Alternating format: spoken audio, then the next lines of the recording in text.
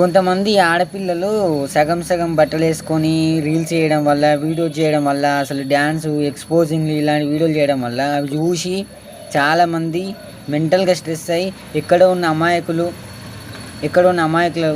Rape items జరుగుతున్నాయి.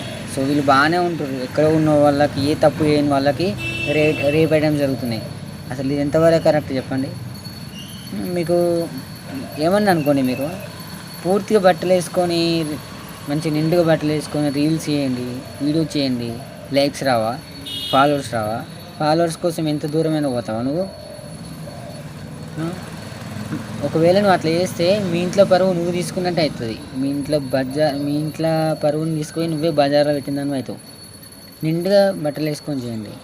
ఇప్పుడు doctor Mounitha గారికి ఎట్లా పరిస్థితి వచ్చిందో రేపు ఆ పరిస్థితి నీకు కూడా రావచ్చు ఎక్కడో చోట. ఫస్ట్ మనం జాగ్రత్తగా ఉండాలి.